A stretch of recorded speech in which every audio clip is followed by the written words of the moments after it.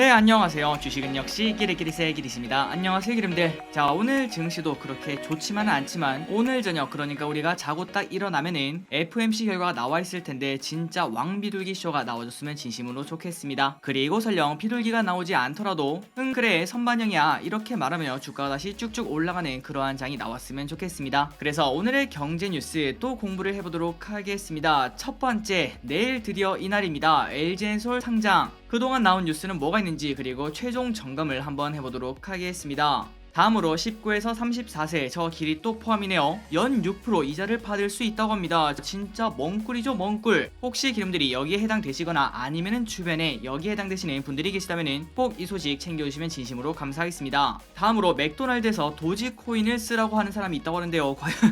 과연 누굴까요? 누군지 한번 확인해 보도록 하겠습니다. 그리고 마지막으로 이제는 환경 때문에 테이크아웃 하려면은 300원을 내야 된다고 하는데 과연 언제부터 시작하는지, 도대체 뭔지 이런 것들을 한번 확인해 보도록 하겠습니다. 매일매일 주를 위한 경제뉴스 10분 정리. 오늘은 22년 1월 26일 수요일입니다. 벌써 시간이 여기까지 흘렀네요. 조금만 더 힘내시기 바랍니다. 같이 공부하시죠. 렛츠 기릿!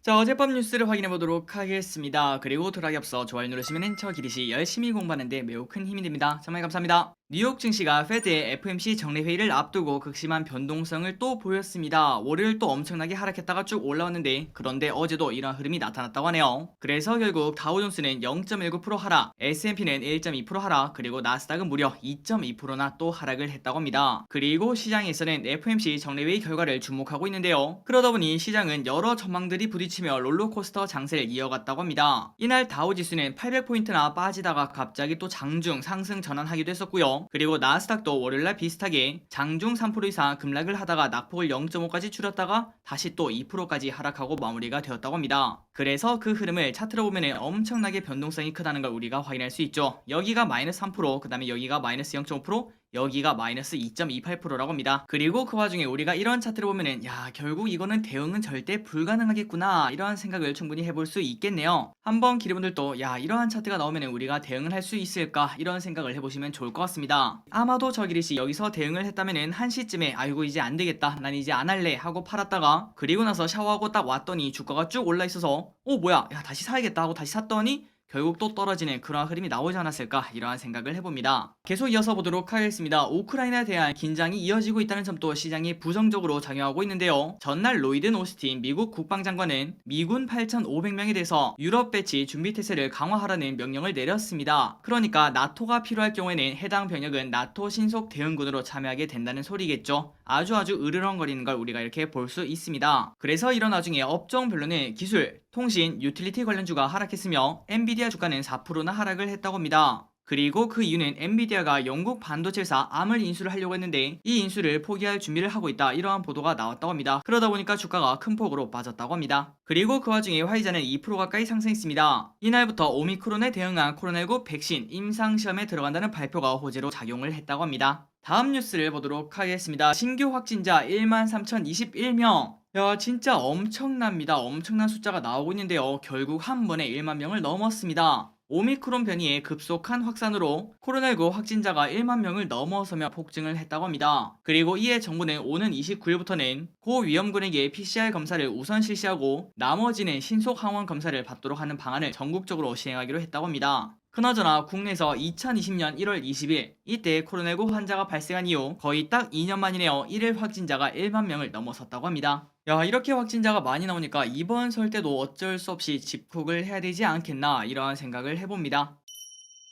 다음입니다. 이 뉴스가 가장 중요한 뉴스 중 하나겠죠. LG엔솔 어떻게 팔지, 그 다음에 어떠한 뉴스가 있는지 빠르게 확인해 보도록 하겠습니다. 미국 GM과 전기차 배터리 합작 공장 설립 3조 투자의 계획. 자, 제목만 봐도 우리가 호재라는 걸 생각을 해볼 수 있겠죠. LG엔솔이 미국 완성업체 GM 제너럴 모터스와 함께 전기차 배터리 제3 합작 공장을 짓는다고 합니다. 양사는 25일 미국 미시간주 랜싱에서 투자 발표 행사를 갖고 합작법인 얼티엄 셀즈의 제3 합작 공장 설립 계획을 발표한대요. 있는데요. 총 투자액은 3조 원에 달하며 2024년 하반기에 준공 예정이라고 합니다. 그래서 결국 이번 투자 발표를 통해서 LG엔솔과 GM은 미국 내 대규모 전기차 배터리 생산 능력을 추가 확보할 수 있게 되었는데요. 자, 그렇다면 미국 시장이 과연 클까요? 한번 그걸 보도록 하겠습니다. 북미 전기차 시장은 전 세계에서 가장 빠르게 성장하는 시장으로 꼽히는데요. 실제 글로벌 시장 조사 업체 IHS에 따르면 북미 전기차 배터리 시장은 21년 46GW시에서 23년 143GW시 그리고 25년에는 286GW시로 가파른 성장세가 예상이 된다고 합니다. 2년에 거의 2배씩 뛰는 걸 볼 수 있죠. 그래서 이를 연평균 성장률로 보자면 58%에 달할 정도라고 합니다. 그리고 그 와중에 제너럴 모터스 역시 2025년 북미 전기차 시장 점유율 1위 달성을 목표로 투자를 이어나가고 있다고 하는데요. 그래서 우리가 지금 딱 봤다시피 미국 시장이 엄청나게 성장을 하는데 그 안에서도 25년 GM이 1등을 하려고 하니까 LG엔솔의 미래도 조금은 장밋빛이구나 이런 생각은 충분히 해볼 수 있을 것 같습니다.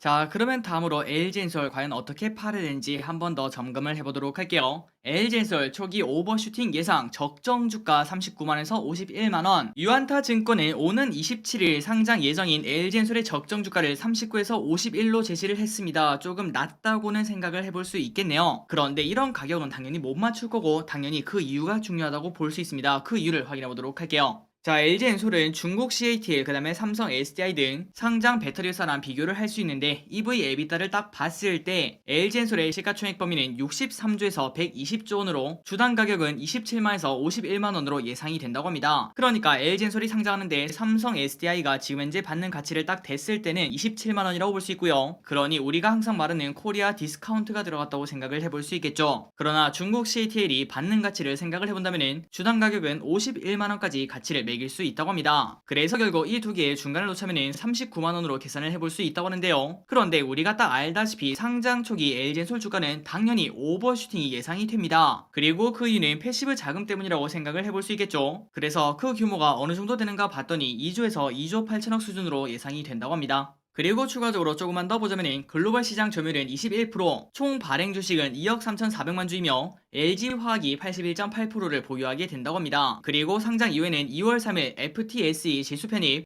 9일 이후에는 한국 배터리 ETF 편입, 14일에는 MSCI 지수 편입, 그리고 3월 10일에는 코스피 지수 편입 등이 예상이 된다고 합니다. 그래서 이런 것들 때문에 방금 전에 봤다시피 적정 주가는 39에서 51만원 그 사이라고 볼 수 있는데 그런데 충분히 오버슈팅이 가능하다 이 부분을 공감을 할 수 있겠죠. 그러나 황 연구원은 이렇게 말했습니다. 다만 주가가 51만원, 시가총액 120조를 넘어서면은 지금 현재 세계 1위인 CATL보다 가치가 조금 더 비싸지게 된다. 이러한 점은 주의가 필요하다고 합니다. 그러니까 절대적인 가격을 비교한 게 아니라 EV 에비타로 비교를 해봤을 때 코리아 디스카운트를 넘어 엄청난 가치 판단을 받는다고 생각을 해볼 수 있겠죠. 그렇기 때문에 우리가 지금 딱 봤을 때 단기적으로는 이러한 가치를 충분히 뛰어넘을 수 있겠지만 하지만 시간이 흐르면 결국은 51만원 아래로 떨어지겠구나 이러한 생각을 충분히 해볼 수 있을 것 같습니다. 그래서 저기리시 이렇게 정리를 해보도록 하겠습니다. 그렇다면 어떻게 팔아야 될까? 지난번 시각이랑 일단 똑같고요. 한 번 더 리마인드 기본으로 쭉 보도록 할게요. 일단 익절은 충분히 가능합니다. 그런데 증시가 너무 안 좋아서 혹시나 30만원 아래로 내려가게 되면 당연히 팔지 말고 기다리는 게 좋지 않겠나 이렇게 볼 수 있고요. 그리고 우리가 파는 매도 가격은 절대 최고점이 될 수 없습니다. 아마도 많은 기분들 그리고 이번에 처음으로 해보신 분들은 부품 꿈을 가지고 계실 텐데요. 그런데 우리가 봤다시피 440만 명이나 참여했습니다. 그 안에서 1등으로 파는 거는 당연히 불가능하다고 볼 수 있겠죠. 그러니 우리는 어깨도 아니라 그냥 가슴 쪽에서만 팔아도 된다 이런 생각으로 익절은 항상 옳다 이 부분을 한 번 더 다짐하셨으면 좋겠습니다. 그래서 어떻게 팔아야 되는가? 방법은 두 가지입니다. 정말 심플하죠. 쭉 들고 와서 설 지난 다음에 추이를 보고 파는 겁니다. 그리고 이 이유는 이때까지의 대여급들을 딱 봤을 때 첫날 고가를 며칠 뒤에 한 번 더 쭉 뚫고 올라가는 그런 흐름을 나타냈거든요. 그러니까 그런 과거를 보고 그 다음에 패시브 자금을 딱 봤을 때 충분히 첫날보다는 조금 더 높은 가격에 팔 수 있을 거야 이런 생각을 하고 그냥 들고 간다고 생각을 해볼 수 있겠죠. 그래서 아마도 첫 번째 방법을 선택하시는 기분들도 많으실 거라고 생각합니다. 그런데 그러면 이 부분도 정말 많으실 거라고 생각합니다. 첫날 당일날 아이고 잘 먹고 갑니다 이렇게 말하며 그냥 바로 매도하는 전략이죠. 그리고 이 이유는 첫날 오버슈팅에 그냥 바로 매도를 한 다음에 혹시나 주가가 다시 떨어지면 그때 조금 사거나 아니면은 그 돈으로 지금 현재 주가가 많이 떨어진 미래 성장이 확실한 기업들 줍줍하고 싶은 그런 기업들이 있지 않겠습니까? 그런 기업들을 사기 위해서 LG엔솔을 조금 빠르게 매도하는 그런 전략 이런 거를 사용할 수도 있겠죠. 자, 이 부분은 당연히 정답은 없습니다. 누군가 이제 확실하게 얼마까지 가니까 거기서 팔아 이렇게 말하는 거는 그분은 여러분들에게 가치 판단해서 알려주는 게 아니라 그냥 돗자리를 깔고 있다고 생각을 해볼 수 있겠죠. 그러니 여러분들 너무 스트레스 받지 마시고 원하는 매도 전략 사용하시면 될 것 같습니다. 마지막으로 저 기릿은 어떻게 팔 건가 그걸 봤더니 일단 저 기릿은 그냥 50 이상이면은 그냥 감사합니다 하고 매도할 예정입니다. 혹시나 내일 더블에 성공하면은 당연히 아이고 이거 웬 떡이냐 이렇게 생각하며 매도하고 그 돈으로 치킨 한 마리 딱 먹고 남은 돈으로는 이제 부모님 용돈을 드린다고 생각을 해볼 수 있겠죠. 그리고 플러스 40 이상이면은 조금 보다가 어떻게 매도할지 고민하다가 그래도 결국 아마도 첫날에 매도하지 않겠나 이렇게 볼 수 있습니다. 그러나 그 반면 만약에 30에서 40 이 정도라면은 조금 더 오를 때까지 기다리는 그러한 방법을 사용할 것 같습니다. 혹시나 이런 경우가 생긴다면은 그때 바로 영상을 또 올려드리도록 할게요. 자, 기름들 저 기릿은 기름들이 아시다시피 한 개를 받았습니다. 어떻게 이럴 수가 있을까요? 어쨌든 이 소중한 한 개 이거라도 정말 잘 팔아보도록 하겠습니다. 그리고 기름들 똥손인 저 기릿보다 무조건 더 잘 파시길 진심으로 바라도록 할게요. 다음 뉴스입니다. 표준 규격 컵 도입에 커피 전문점 갸웃, 소주병처럼 되나요? 카페 일회용 컵도 맥주병이나 소주병처럼 되는 건가요? 정부가 24일 발표한 일회용품 보증금제 시행과 관련해 커피 전문점 업계에서는 의아함과 우려가 섞인 시선을 현재 보내고 있다고 합니다. 정부에서는 컵의 반납과 보관 등을 편리하게 하도록 일회용 컵의 표준 규격을 지정할 예정이라고 한데요. 그러나 현재 업체마다 각기 다른 용량의 음료를 제공하고 있다. 이러한 점에서 혼선이 빚어질 수 있다는 지적이 나온다고 합니다. 그리고 플러스 이러한 용기를 통일시키더라도 지금 현재 업체들이 보유하고 있는 자체 일회용 컵의 재고를 어떻게 처리할 것인가 이러한 문제도 현재 존재하고 있다고 합니다. 우리 생활이랑 완벽하게 관련된 뉴스라고 볼 수 있겠죠. 조금 더 확인해 보도록 하겠습니다. 26일 업계에 따르면 환경부는 25일부터 자원의 절약과 재활용 촉진에 관한 법률 시행령 개정안을 40일간 입법 예고를 했다고 합니다. 그래서 6월 10일부터는 전국 38,000여 개 매장에서 일회용 컵을 사용하면 보증금 300원이 부과되는 내용을 골자로 한다고 하는데요. 그러니까 이 말을 다시 말하자면 소비자는 음료를 일회용 컵에 담아 구매할 때 보증금 300원을 내고 해당 컵을 음료를 구매한 매장이나 다른 매장이 돌려주면 이미 낸 보증금을 돌려받게 된다고 합니다. 게다가 서로 다른 프랜차이즈 매장에서 구매한 컵을 돌려주는 경우에도 보증금을 반환받을 수 있다고 하는데요. 자, 그렇다면 개인 카페도 그럴지 한번 딱 봤더니 그건 아닙니다. 대상 매장은 전국 매장 수가 100개 이상인 사업자가 운영하는 매장으로 이디야, 스타벅스, 투썸플레이스, 던킨도너츠, 파리바게트, 맘스터치, 맥도날드, 버거킹, 공차, 스무디킹, 주시 이런 것들이 해당이 된다고 합니다. 그러니까 이제 6월부터는 스타벅스에서 받은 일회용컵을 베스킨 라빈스에 반납하고 300원을 받을 수 있다는 소리가 되겠죠. 그런데 우리가 지금 딱 생각해보니까 뭔가 문제가 있습니다. 아니 길이 그런데 컵마다 좀 사이즈가 다르잖아. 그러면 결국 이렇게 차곡차곡 쌓이는 게 아니기 때문에 효율이 많이 떨어지지 않을까 이렇게 볼 수 있는데요. 그래서 정부는 보관 운반의 편의를 위해서 컵이 포개질 수 있도록 표준 규격을 지정할 예정이라고 합니다. 그래서 업계에서는 일회용품 저감에 대한 공감되는 거스를 수 없는 흐름인 만큼 정부 시책을 충분히 따르겠다는 계획인데 그러나 그 반면 이미 구매해둔 기존 일회용컵의 재고를 6월 10일까지 소진하지 못할 경우에는 그 재고가 그대로 회사 부담으로 잡힐 가능성을 염려하고 있다고 합니다. 그러니까 이것도 문제겠죠. 컵을 미리 많이 만들어 온 상황이라면은 그 모든 게 말 그대로 쓰레기로 바뀔 수가 있는 상황입니다. 그런데 이 부분은 크게 걱정하지 않아도 될 것 같은데요. 환경부 관계자는 시중에 보급된 컵을 모두 분석한 결과 모두 밑면 사이즈가 제시한 기준 이상이라고 합니다. 그래서 그 이상 크기의 컵은 그대로 쓸 수 있다며 그러니까 지금 현재 매장에서 사용되는 컵들은 그 기준을 전부 다 충족한다 이렇게 설명을 했다고 합니다. 그런데 여기서 더 중요한 거는 딱 한 가지인데요. 컵의 재질로 투명한 페트를 사용하자는 건데 고품질의 재활용이 가능하도록 프린트가 되지 않은 깨끗한 컵을 사용하는 게 큰 관건이라고 덧붙였다고 합니다. 그러니 여기까지 정리를 하자면 우리가 이제 6월부터 테이크아웃을 하려면 300원을 내야 되고 그거를 같은 프랜차이즈가 아니라도 어디에 갖다 줘도 300원을 받을 수 있고 그런 와중에 컵 사이즈 때문에 지금 가지고 있는 컵들이 애물단지로 전락하는 그러한 걱정이 있었는데 그런데 환경부 관계자는 시중에 보급된 그러한 컵을 봤더니 그 부분은 걱정할 필요가 없다고 밝혔으며 그거보다 더 중요한 거는 이제부터는 로고가 프린팅된 그러한 컵이 아니라 깨끗한 컵을 사용하는 게 더 큰 관건이라고 말을 했다고 합니다. 다음입니다. 트리플 카메라 노트 보알 갤럭시 S22 다음 달 10일 공개. 자, 갤럭시 S22 시리즈가 다음 달 10일날 공개가 된다고 합니다. 언팩 행사가 열린다고 하네요. 그리고 노태우 사장은 이렇게 말했습니다. 완전히 새로운 갤럭시 S 시리즈를 공개할 것이라며 이번에 공개될 제품은 변화와 혁신의 아이콘 갤럭시 S 시리즈의 신제품으로 기존의 규칙을 깨고 나와 스마트 기기의 한계를 확장할 뿐만 아니라 차세대 모바일 경험의 표준을 제시할 것으로 기대가 된다 이렇게 밝혔다고 합니다. 저 길이 또 이제는 스마트폰을 바꿀 예정인데 어떠한 스펙을 가지고 있는지 그런 것들을 꼼꼼하게 봐야 될 것 같습니다. 다음입니다. 맥도날드에 도지코인 결제를 해달라 이렇게 떼를 쓰는 사람이 있다고 합니다. 그래서 누가 이런 말도 안 되는 소리를 하는가 이걸 딱 봤더니 바로 일론 머스크 도지파더네요. 일론 머스크 테슬라 CEO가 글로벌 패스트푸드 체인점 맥도날드의 가상화폐 도지코인을 결제 수단으로 허용해달라 이렇게 요청을 했다고 합니다. 그리고 만약에 맥도날드가 이 제안을 받아들인다면 자기는 해피밀을 먹겠다 이렇게 말까지 했다고 하네요. 그런데 우리가 이렇게 딱 생각을 해보면 당연히 우리 주식시장 그 다음에 코인 시장은 이성적 아니겠습니까? 이런 트위터가 뜬다고 도지코인이 갑자기 오르진 않았겠죠. 그래서 딱 봤더니 머스크의 트윗 직후 도지코인 가격은 8%나 급등 8%나 오르며 거래가 되었다고 합니다. 그러나 그 이후에는 상승폭을 이렇게 줄였다고 하는데 이런 트위터가 뜬다고 8%나 오르는 것도 정말 신기하다고 생각을 해볼 수 있겠죠. 그나저나 일론 머스크는 항상 이렇게 변화가 없는 그러한 뭐 칭찬인지는 모르겠지만 그러한 사람이라고 볼 수 있겠네요.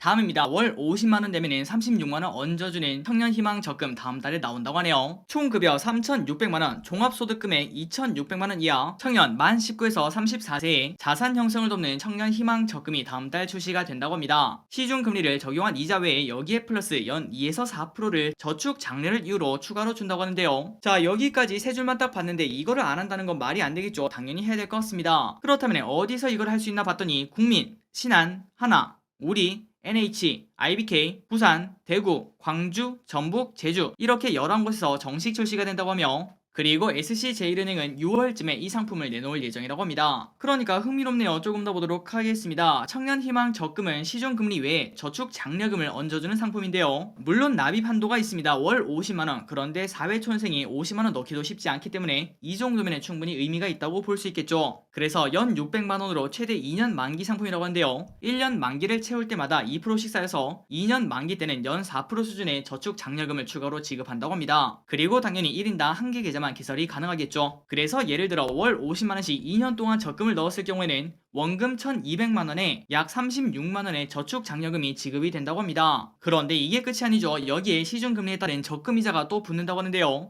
게다가 이게 또 끝이 아닙니다. 이자 소득은 비과세 혜택까지 받을 수 있다고 합니다. 자, 이 정도면 거의 연 6% 이상의 적금이라고 생각을 해볼 수 있는데 당연히 해당이 된다면 진행을 하는 게 맞다고 볼 수 있겠죠. 이걸 안 한다는 거는 말 그대로 나라에서 돈을 준다는데 그걸 발로 찬다고 생각을 해볼 수 있습니다. 자, 그렇다면 과연 내가 대상인지 아닌지 그게 궁금하시다면 금융위는 상품 가입 희망자들을 위해서 다음 달 9일부터 18일까지 청년희망 적금 미리 보기 서비스도 운영을 한다고 합니다. 그리고 이는 다른 거 갈 필요가 없이 11개의 시중은행 앱에서 이용할 수 있으며 각 은행은 가입 가능 여부를 신청 후 2-3일 영업일 내에 문자로 알려준다고 합니다. 그러니 분들 만약에 여기에 해당이 되시거나 아니면 주변에 여기에 해당되시는 분들이 있다면 꼭꼭꼭 전달해 주시는 게 좋을 것 같습니다. 자, 오늘 경제 뉴스도 여기까지 끝났습니다. 그리고 장을 딱 봤더니 또 살짝 흐름이 좋지 않습니다. 그리고 그 와중에 또 에코프로에서 내부자 거래 이러한 뉴스가 나온 것 같은데 적지 않은 기름들이 투자하고 계신 걸로 알고 있는데 진짜 큰 피해 없었으면 좋겠습니다. 자, 2022년 1월 첫 기릿은 진짜 잊지 못할 것 같습니다. 오스템 임플란트 대규모 횡령부터 엄청난 일이 계속 생기고 있는데 얼마나 남은 11개월이 좋으려고 이 정도 액땜을 하는지 어쨌든 모든 게 잘 해결이 되었으면 좋겠습니다. 지금까지 기릿이었습니다. 빠이요.